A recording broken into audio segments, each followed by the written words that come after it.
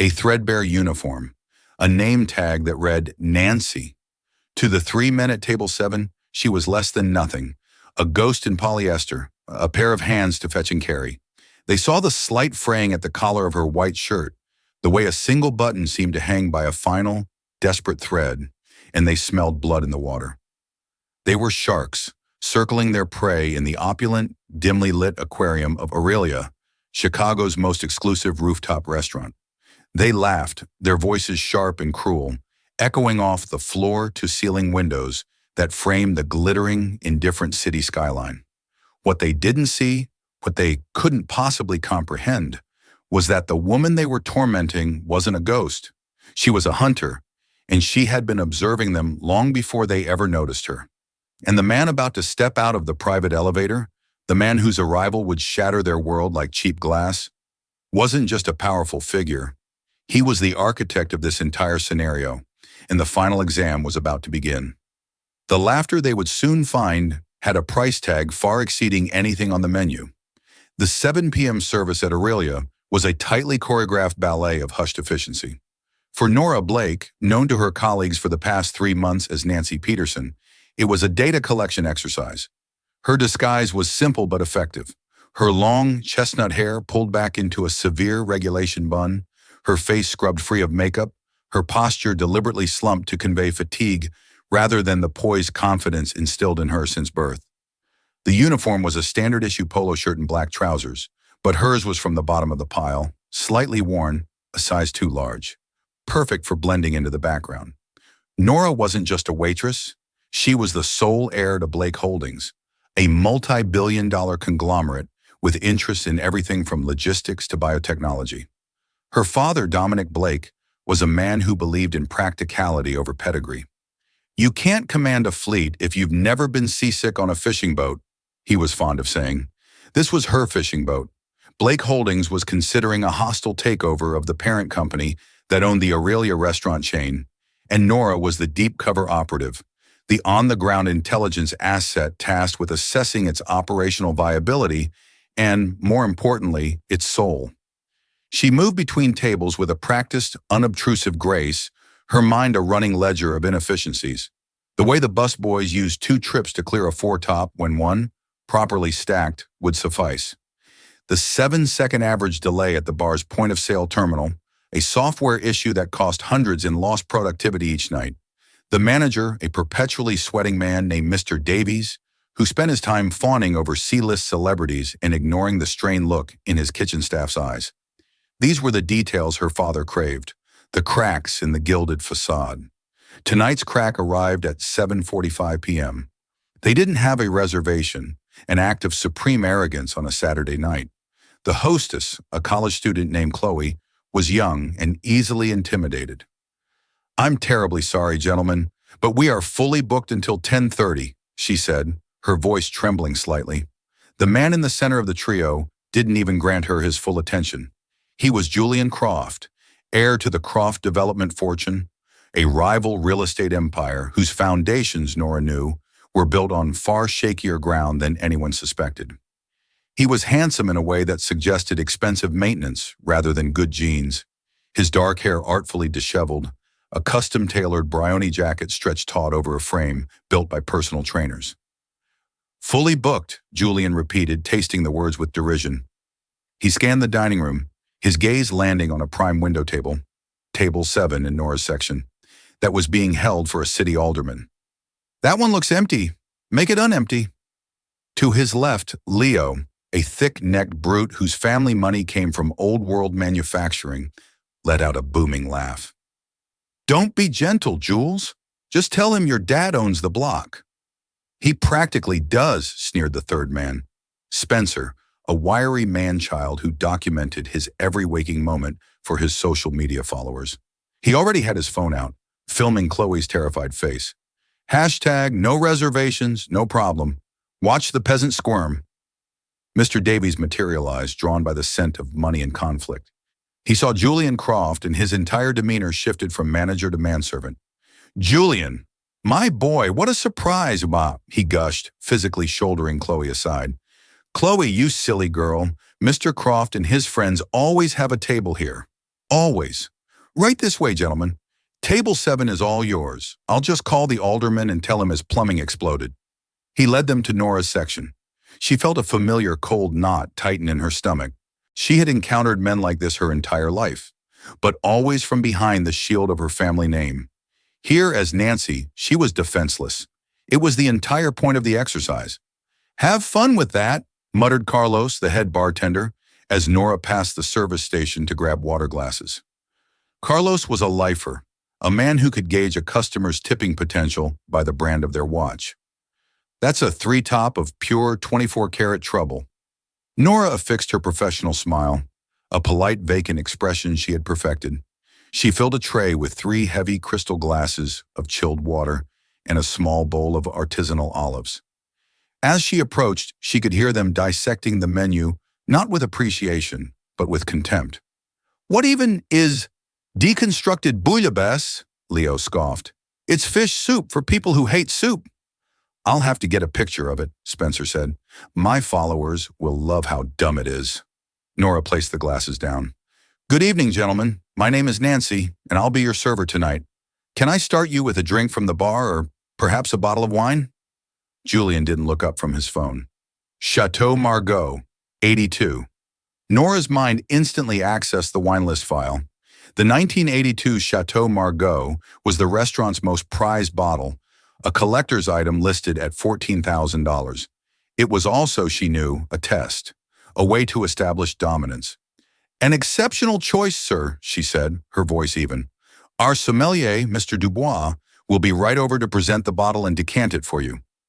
Julian finally looked up, his eyes a flat, bored gray. "Don't bother. We're not here for a magic show. Just bring the bottle and a corkscrew, and don't trip." His gaze flickered to her worn uniform, and a small, cruel smirk touched his lips. "Sir, for a bottle of that value, it is strict restaurant policy." "Honey," Leo interrupted, leaning forward so she could smell the expensive, cloying scent of his cologne. "People like us are the policy. The rules are for the people in the cheap seats. Now, are you going to get the wine, or do we need to speak to your manager again?" Spencer was, of course, filming her reaction. "Ooh, she's trying to process it. The logic circuits are frying." Nora felt a surge of heat rise in her chest. This was the moment her father had warned her about, the moment where the mission required her to swallow her pride whole. She was here to observe the rot, and the rot was giving a command performance. "Of course, gentlemen, the 1982 Chateau Margaux." "Right away." She turned and walked toward the wine cellar, her back ramrod straight. She could feel their eyes on her, their silent laughter following her like a foul odor. In the climate-controlled quiet of the cellar, she took a deep, steadying breath.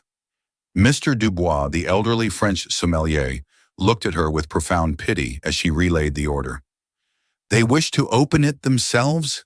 he whispered, horrified, cradling the dusty bottle as if it were a sacred relic. "It is sacrilege. They are barbarians." "They're the customers, Jean-Pierre," Nora said quietly. "Give me the bottle." The next 2 hours descended into a meticulously orchestrated campaign of psychological warfare. It was death by 1,000 cuts, each one designed to remind her of her perceived station. The wine was presented. Julian inspected the label with a theatrical squint, then waved it away dismissively. Leo wrenched the ancient cork out with a grunt, tearing it in the process.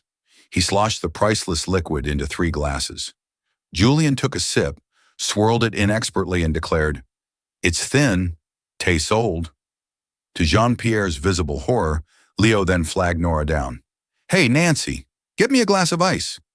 "Sir, I would strongly advise against—" "Are you a waitress or a wine critic?" Julian snapped. "Get the man his ice."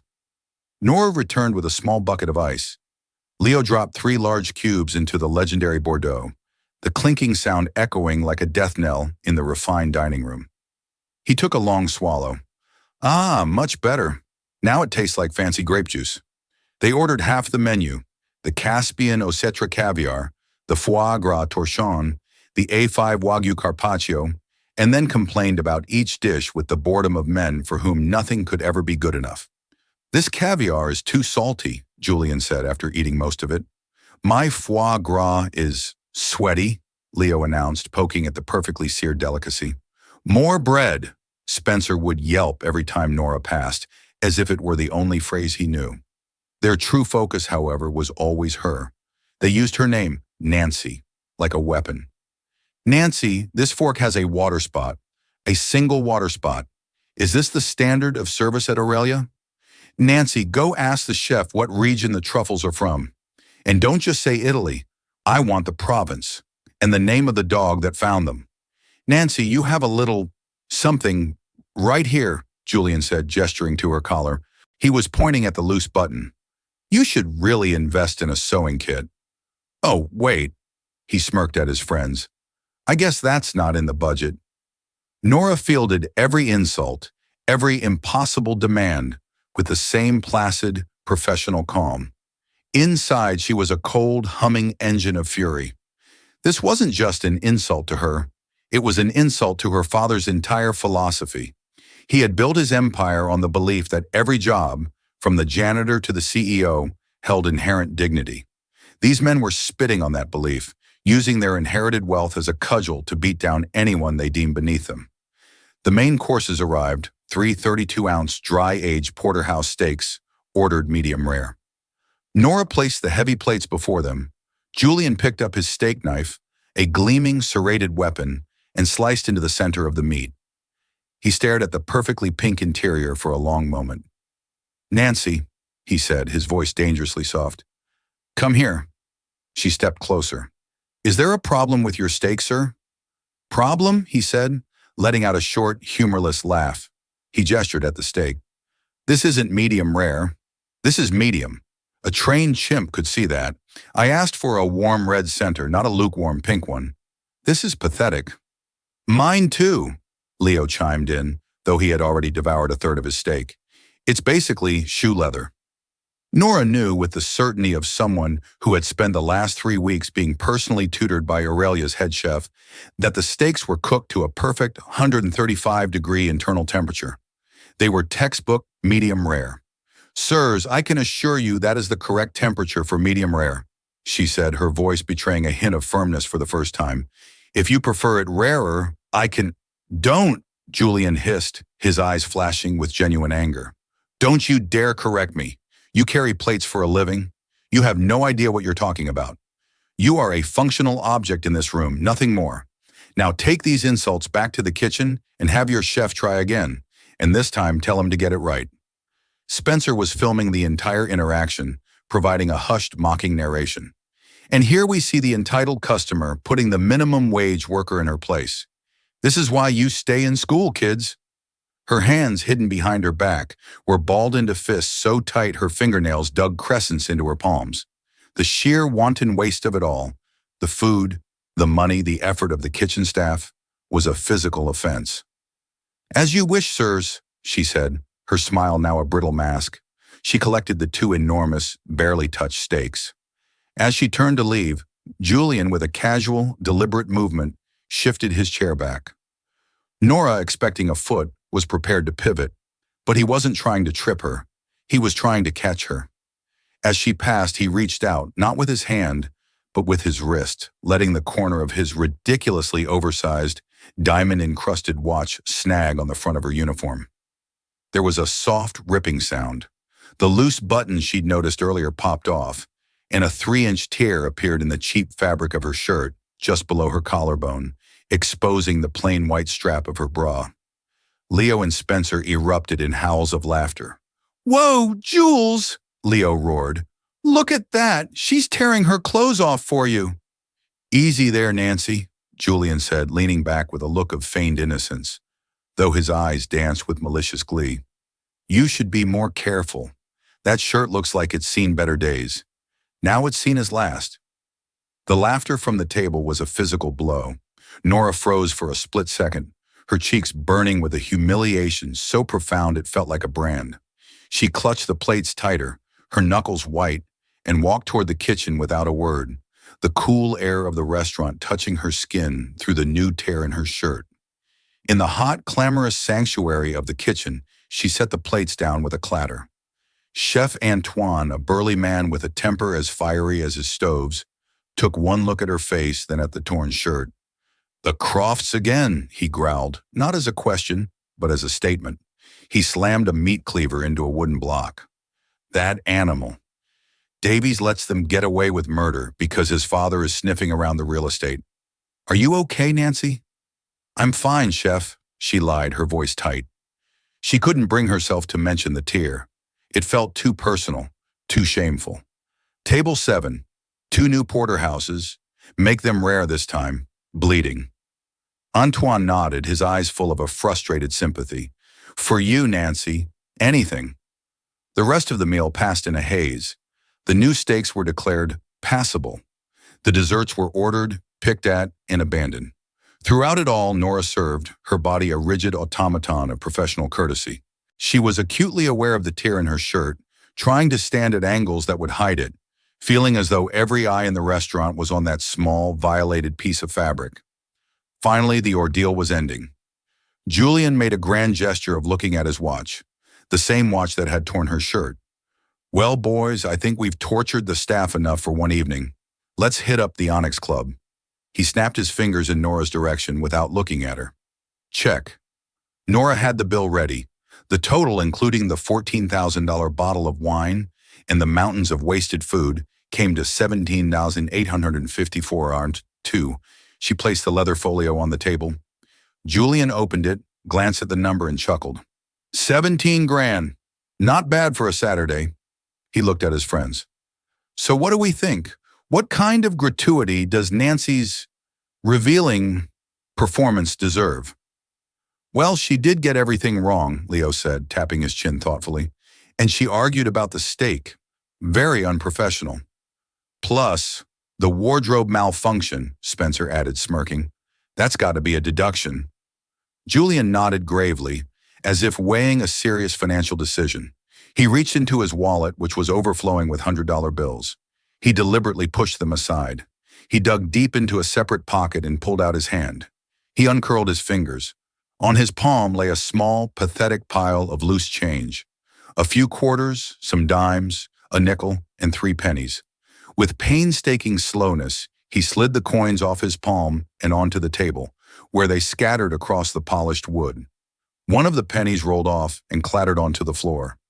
"There you go, sweetheart," Julian said, his voice a silken, condescending purr. $1.17. Don't spend it all in one place." The other two burst into derisive laughter. The sound was so loud that it caused a lull in the restaurant's ambient chatter. The nearby tables fell silent, their occupants staring, mouths agape. Nora looked at the scattered coins. She looked at Julian's smug, hateful face. She saw Mr. Davies hovering near the hostess stand, pretending not to see. She saw the pity in the eyes of the couple at the next table, and in that moment, the carefully constructed facade of Nancy the waitress did not just crack, it was vaporized. The mission, the data, the exercise, it all vanished, replaced by a clarity as pure and cold as ice. She did not reach for the money. She stood tall, her posture shifting subtly from the slumped weariness of Nancy to the formidable stillness of Nora Blake. "I'm sorry, sir," she said.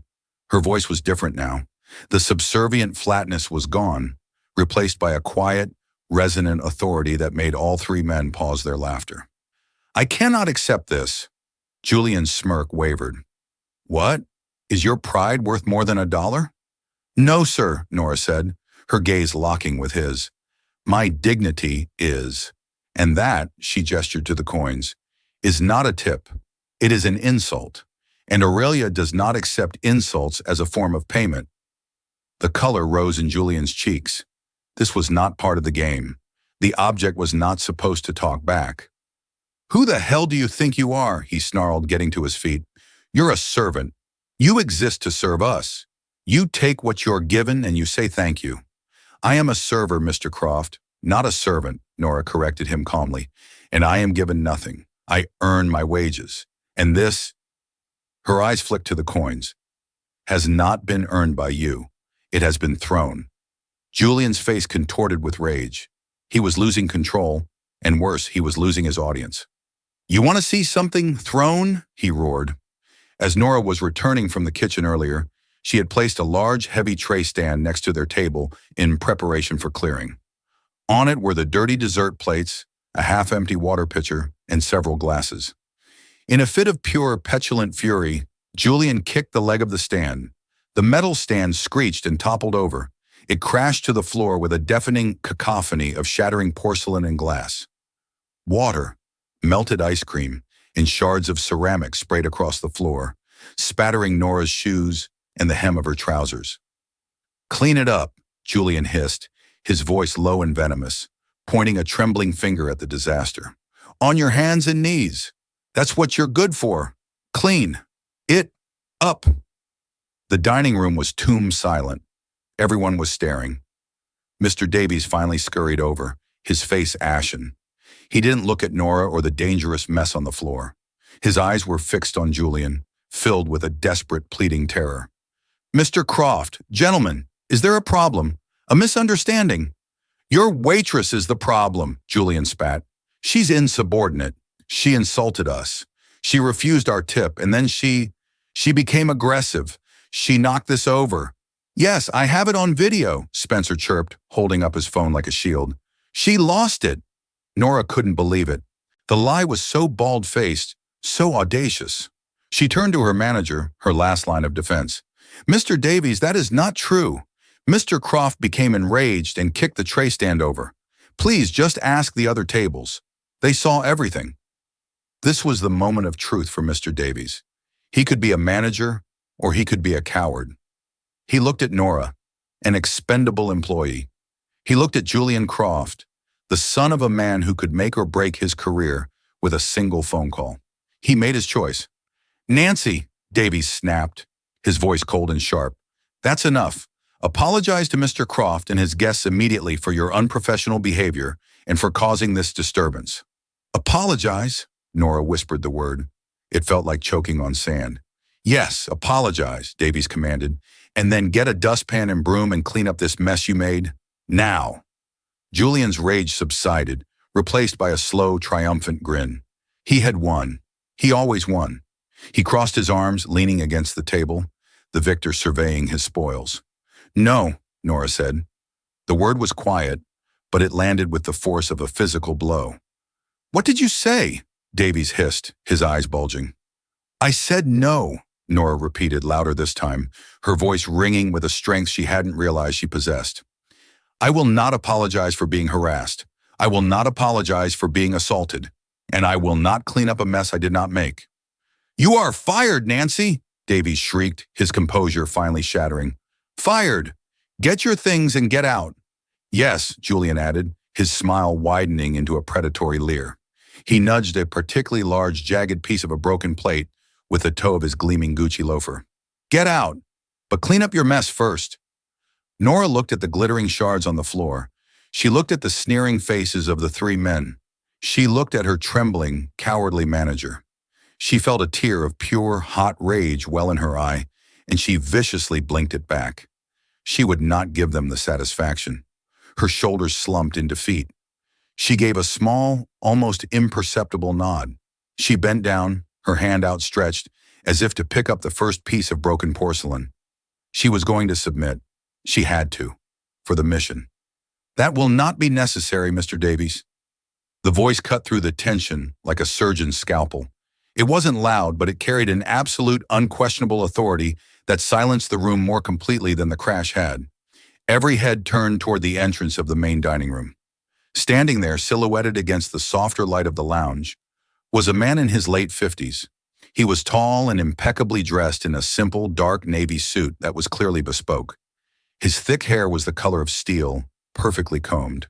He wore no jewelry save for a simple, elegant Patek Philippe watch that whispered its value rather than screaming it. His face was calm, but his eyes, a piercing, intelligent blue, were not. They swept the scene, the shattered mess, the triumphant bullies, the cowardly manager, and Nora crouched on the floor. Mr. Davies's face went from ashen to a ghostly, bloodless white. Mr. Blake," he stammered. We weren't expecting you, sir. You don't have a reservation." Dominic Blake's eyes were fixed on his daughter. He ignored Davies as if he were a piece of furniture. He walked forward, his movements economical and precise. His presence seemed to change the very atmosphere of the room, charging it with a sudden, palpable gravity. He walked past Julian's table without a glance and stopped directly in front of Nora. He extended a hand. "Nora," he said, his voice now shockingly gentle, using her real name for the first time in months. "Stand up. You'll cut yourself on the glass." Nora looked up at her father. The confusion and rage on her face dissolved into a wave of overwhelming relief. She placed her trembling hand in his. He pulled her to her feet with a firm, steadying grip. He didn't let go immediately, his thumb gently rubbing the back of her hand in a gesture of paternal comfort. He glanced down at the tear in her uniform, his expression hardening into something cold and dangerous. Only then did he turn to face the room. Julian, still riding his wave of victory, was merely confused. "Who the hell is this? Her grandfather?" he sneered, trying to regain the upper hand. "Look, old man, your granddaughter is fired. You can take it up with management." Dominic Blake finally turned his ice-blue eyes on Julian Croft. He didn't just look at him. He appraised him, cataloged him, and dismissed him in the space of a single heartbeat. "Mr. Davies," Dominic said, his voice dropping to a near-freezing temperature. "Who are these boys?" Davies, practically hyperventilating, rushed forward. "Mr. Blake, a terrible misunderstanding. This is Julian Croft, son of Marcus Croft, and his associates." "Croft," Dominic repeated the name softly, as if tasting something foul. "I see." He looked back at Julian. "Your father and I have business dealings." Julian's bravado returned, fueled by the mention of his powerful father. "That's right. So if you know what's good for you, you'll take your little waitress and walk away before you cause a real problem." "A problem has already been caused, Mr. Croft," Dominic said, "and you seem to be under several grave misapprehensions. First," he turned his head slightly, his gaze falling on the manager. "Mr. Davies, your employment with the Aurelia Hospitality Group is terminated, effective immediately." Davies crumpled. "What? Sir, you can't. She was the one who—" "You are terminated," Dominic repeated, his voice devoid of any emotion, "because you are a coward and a liability. You allowed guests to harass a member of your staff, and then you sided with the aggressors to protect yourself. You lack backbone, integrity, and judgment. My organization has no room for such men. Security will escort you out." Two large, discreet men in dark suits, who had entered behind Dominic, moved to flank the sputtering manager. Julian, Leo, and Spencer were now staring, their mouths hanging open.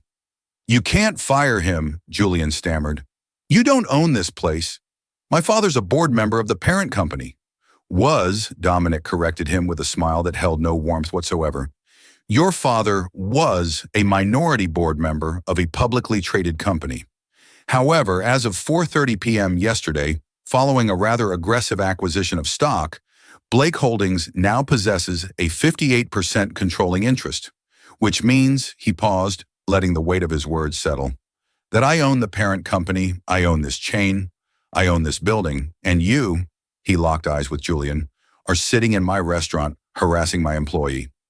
The silence in the room was absolute, broken only by the sound of Leo making a small choking noise. But she's just a waitress," Spencer whispered, his phone hanging limp in his hand. "Oh, she is far more than that," Dominic said. He took a step back and put a proud, protective hand on his daughter's shoulder. "Gentlemen, allow me to correct another of your misapprehensions. This is not Nancy, the waitress." He looked at his daughter, his eyes softening with fierce pride. "This is Nora Blake, my daughter, and the executive vice president of acquisitions for Blake Holdings. She has spent the last 3 months undercover as a waitress to compile a ground-level viability report on this company. And you, gentlemen, have just provided her with the most valuable data of all." He turned back to the three men, whose faces had cycled through a kaleidoscope of shock, horror, and dawning, gut-wrenching dread. "You've shown her, and by extension, me, the precise character of the people this company has been catering to. And that is a business model I find untenable." Nora finally stepped forward, moving out from under her father's hand. She was no longer hiding. The transformation was breathtaking. She stood straighter, her chin held high, the torn uniform now looking less like a mark of shame and more like a battle standard. "My report was nearly complete, Mr. Croft," she said, her voice clear and precise, the voice of a boardroom executive, not a timid server. "I had notes on operational." The world narrowed to the geography of the floor, a continent of polished mahogany, archipelagos of shattered porcelain, and a glittering, treacherous sea of spilled water and melted ice cream. Nora's knees hovered inches from the wreckage, the posture of submission her manager had demanded. The air was thick with the metallic scent of her own humiliation, a coppery tang on the back of her tongue. She heard Spencer's faint, triumphant snicker, the creak of Leo's chair as he leaned forward for a better view, the sharp intake of breath from a woman at a nearby table. These sounds were distant, filtered through the roaring in her ears. She was no longer Nora Blake, heir to an empire. She was not even Nancy Peterson, waitress. In that frozen moment, she was nothing but a pair of hands, ordered to kneel and clean. A functional object, as Julian had so aptly put it. Her hand, trembling with a rage so pure it felt like a glacial fire, reached for the largest, most jagged shard of the broken plate. The mission, her father's grand test, was a failure. She had broken. She had allowed them to win. "That will not be necessary, Mr. Davies." The voice was not thunder. It was far more devastating. It was the sound of a tectonic plate shifting deep beneath the earth, a quiet, inexorable force that changes the landscape forever. It cut through the thick silence, through her private agony, and found her. Every muscle in Nora's body went rigid. She knew that voice better than her own heartbeat. It was the voice that had taught her the multiplication tables and the intricacies of a leveraged buyout. It was the voice that had read her bedtime stories and signed off on billion-dollar acquisitions. It was the voice of her father. Slowly, as if moving through deep water, she lifted her head. Dominic Blake stood not 10 feet away, a figure of impossible calm in the center of the chaos. He was not looking at the cowering Mr. Davies, nor the three sneering men at table 7. His eyes, the color of a winter sky, were fixed solely on her. They held no judgment, no disappointment, only a deep, resonant stillness that was both a question and a command. He took a step forward, his handmade leather shoes making no sound on the floor. He stopped beside her, his shadow falling over the mess. He extended a hand, palm up. The gesture was simple, primal. "Rise." "Nora," he said, and the use of her real name in this place was a sonic boom that shattered the last vestiges of her Nancy persona. "Stand up. You'll cut yourself on the glass." Her fingers uncurled from the shard of porcelain she had been about to grasp. A single perfect drop of blood welled from a small cut on her palm where she had gripped it too tightly. She placed her hand in his. His grip was warm, firm, the familiar anchor of her entire life. He pulled her to her feet effortlessly. He did not release her hand, but instead turned it over, his thumb brushing away the smear of blood on her palm. He looked at it for a long, silent moment, and then his gaze lifted, moving from her hand to the rip in her uniform. A flicker of something ancient and dangerous moved behind his eyes, a momentary glimpse of the predator that lurked beneath the bespoke suit. Only then, with Nora standing beside him, did he acknowledge the rest of the room. Julian Croft, still drunk on his petty victory, was the first to find his voice, mistaking the quiet power before him for weakness. "Who the hell is this? Her grandfather?" he sneered, trying to recapture his audience.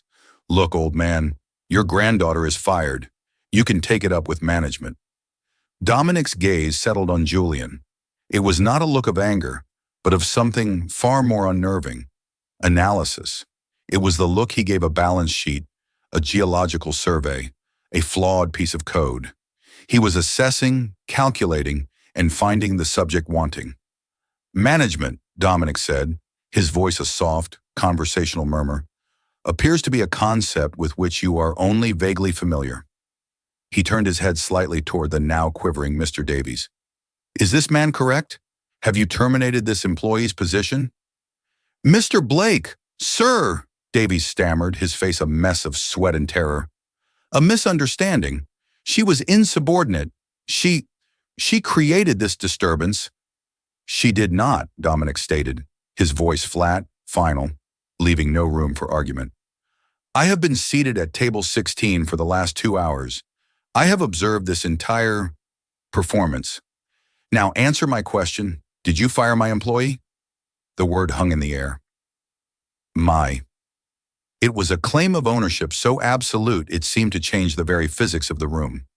Davies could only manage a pathetic, jerky nod. I see, Dominic said. He squeezed Nora's hand gently, a silent communication. The stage is yours. Nora understood. This was not his battle to fight, it was hers to win. He had simply arrived to turn on the lights and hand her the weapon. She stepped forward slightly, letting go of his hand.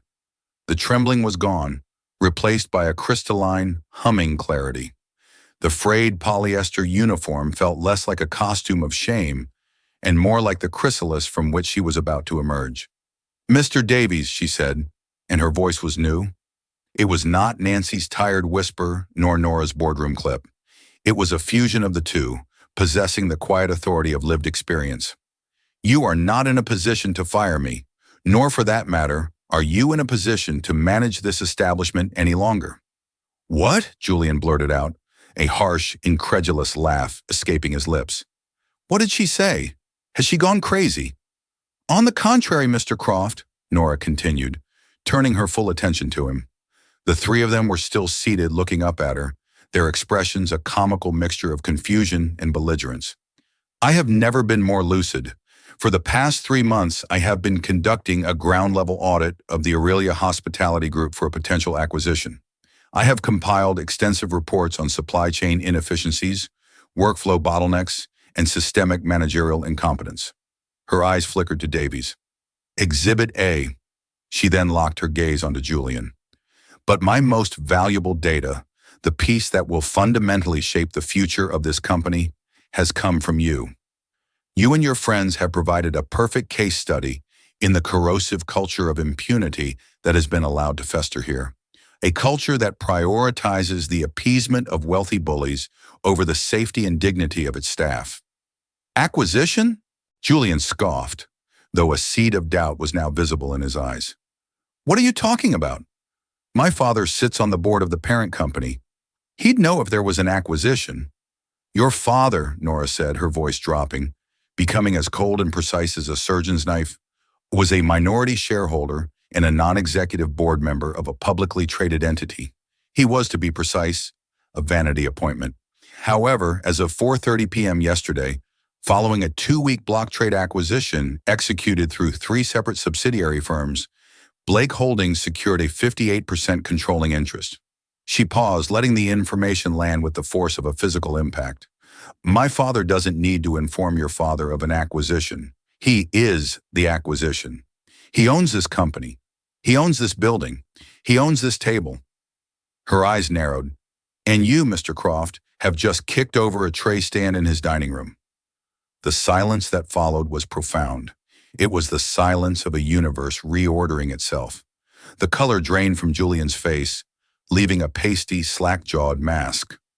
Leo looked as if he'd been punched in the gut. Spencer's phone, which had been recording everything, slipped from his numb fingers and clattered onto the table. But you're a waitress, Spencer whispered, the words sounding foolish even to his own ears. A temporary job title, Nora corrected him coolly. My permanent one is Executive Vice President of Acquisitions for Blake Holdings.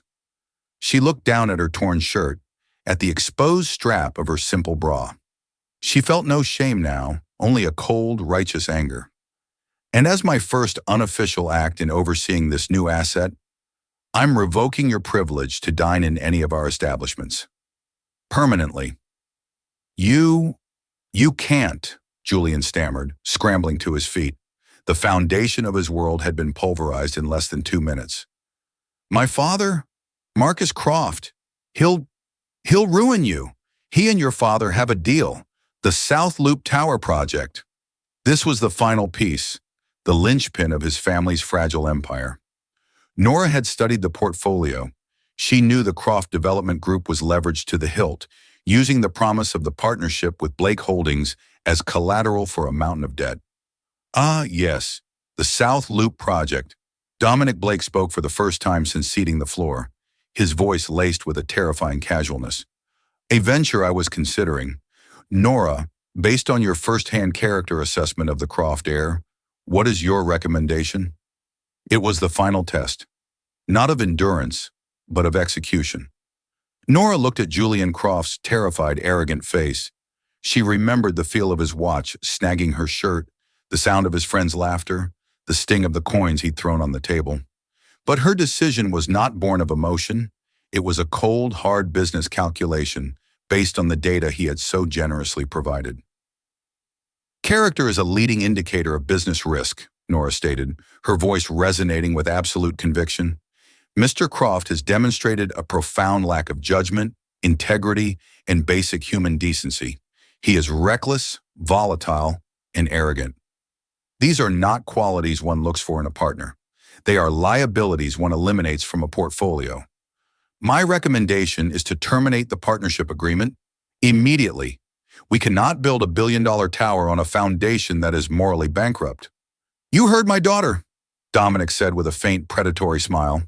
He pulled a sleek, dark phone from his jacket pocket. In fact, Julian, you should probably be the one to tell your father. It seems only fair. Use your phone. Julian stared at him, his entire body trembling. No. It wasn't a request, Dominic said softly. He pressed a button on his own phone, and a man in a dark suit, who had been standing discreetly by the entrance, materialized at Julian's side. The man was built like a bank vault, and his expression suggested he derived no pleasure from his job, only a quiet, implacable efficiency. With a shaking hand, Julian retrieved his phone. He scrolled through his contacts, his thumb hovering over Dad. He pressed the call button and raised the phone to his ear, his eyes wide with a dawning, apocalyptic horror. Dad? Julian's voice was a cracked, adolescent squeak. Yeah, I'm at Aurelia. No, everything is not okay. He swallowed hard, his gaze darting between Nora and her father.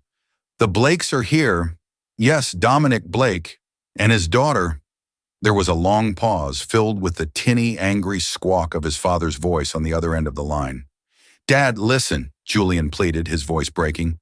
There was a situation with a waitress who turned out to be... Dad, I didn't know. The South Loop deal? They're pulling out, Dad. They said it's terminated. The ensuing silence was filled with the weight of a dynasty crumbling. Julian's face went white. Default? What do you mean, default? The bridge loan. But that was secured against the partnership? Dad? Dad! He pulled the phone away from his ear and stared at it, his face a mask of utter ruin. He had not just had a bad meal.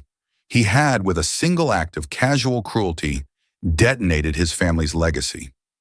Nora watched him collapse back into his chair, a hollowed-out shell of a man. She felt a strange, detached sense of finality, but not triumph. This wasn't a victory to be savored. It was a mess to be cleaned up. Her gaze fell on the scattered coins on the table.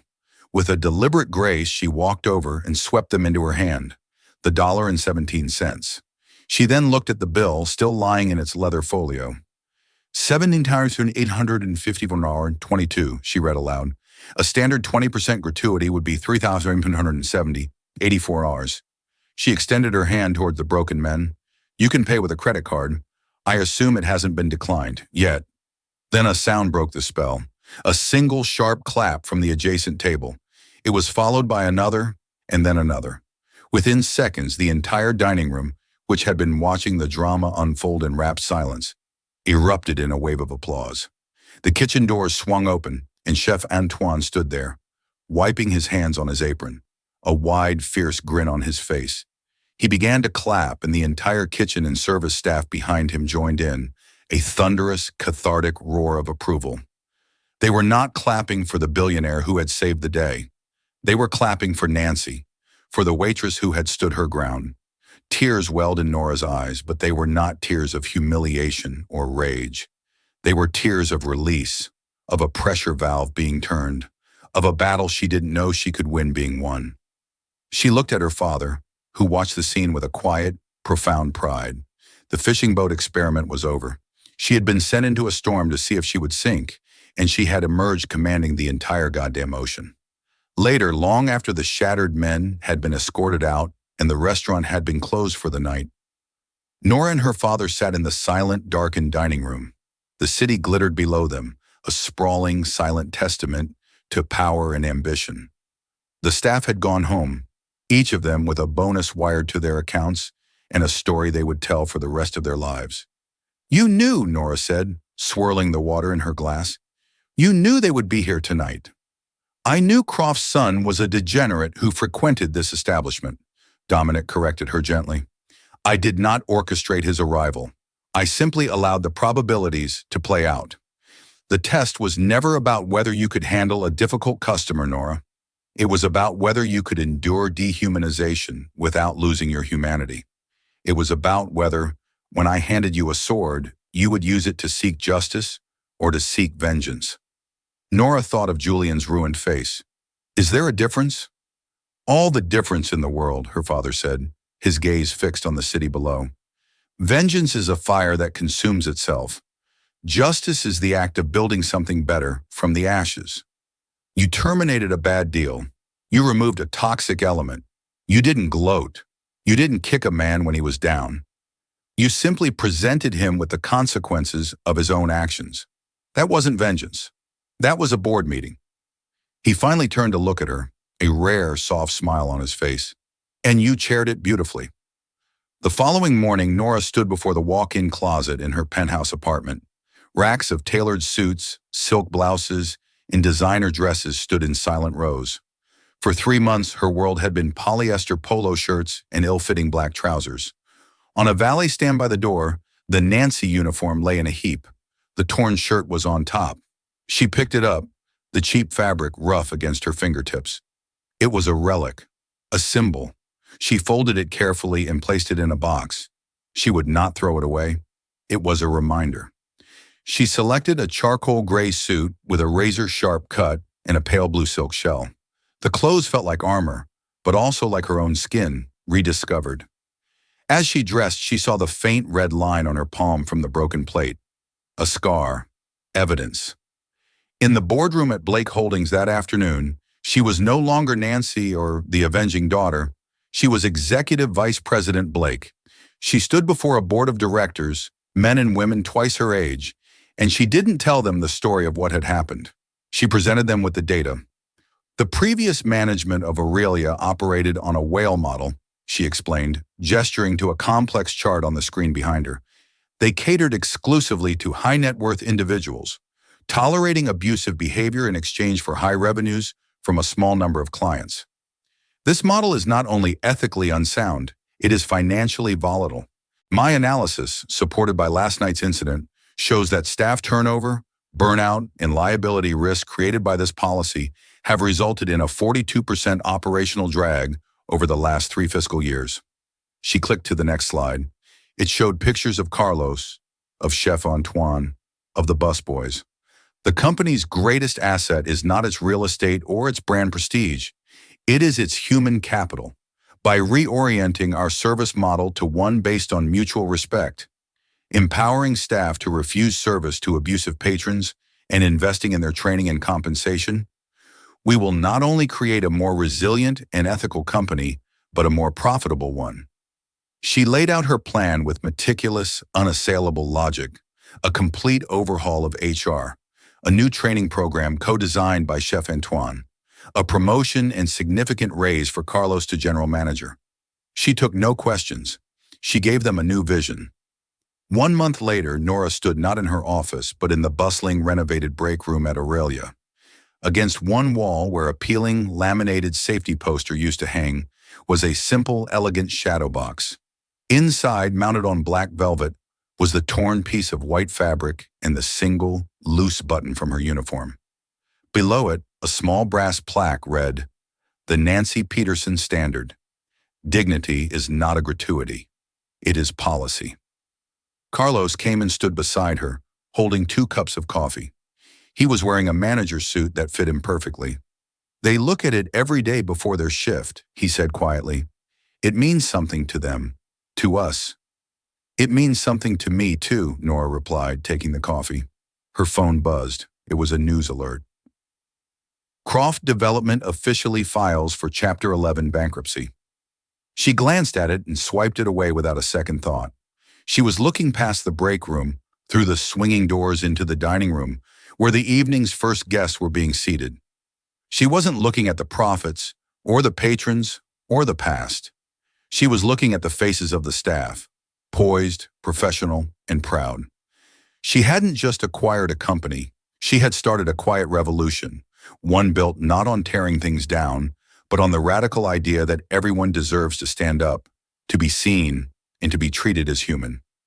The laughter had stopped long ago, and in the silence, she was finally building something that would last.